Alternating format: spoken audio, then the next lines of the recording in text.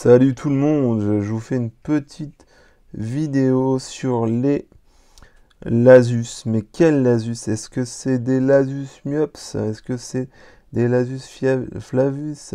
Je ne sais pas trop, mais voilà. C'est une espèce que j'avais reçue avec un nid. Je sais pas si vous vous souvenez, elle provient de chez Myrme Secret de Terre, qui me les avait offerts. Cette espèce est sympa, puisque vous pouvez voir que alors c'est pas une espèce où normalement il y a pas forcément de castre, hein, mais il y a certaines ouvrières qui sont beaucoup plus grosses que les autres. Et c'est assez rigolo de voir ça dans un tube. Là, elles étaient dans un petit module en plâtre résiné. Peut-être un peu trop grande pour elles. Je trouvais que ça se développait pas forcément, même en période de diapause, mais j'aimais pas trop ça. Donc j'aurais juste connecté un tube. Et puis elles ont déménagé, ce qui est plutôt rare pour une Lasus, parce que faire déménager une Lasus, c'est pas forcément ce qu'il y a de plus facile. Mais là, elles ont bougé d'elles-mêmes, donc moi ça me va. J'ai pu les remettre en tube uniquement pour le moment. Voilà. Donc pour le moment, pas plus de couvain que ça, puisque c'est encore la diapose pour elles. Là, elles sont à 12 degrés celles-ci. Là, je les ai sorties. Je les ai nourries un peu. Je sais pas si vous avez au niveau du YouTube, j'ai mis un peu de liquide sucré, donc ça va les manger. Puis voilà, c'était pour vous les montrer. Elles sont très très jolies, très discrètes.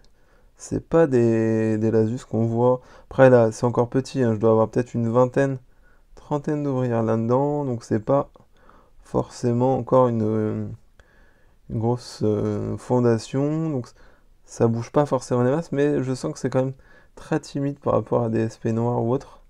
Je suis désolé, hein, ça va trembler, j'ai un peu la Parkinson, hein.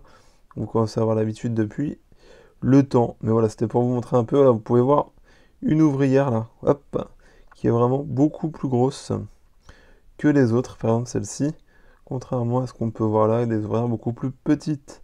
Donc voilà, peut-être des premières générations, je ne sais pas. Mais c'est assez rigolo ce côté pseudo-castre, du moins différence de taille.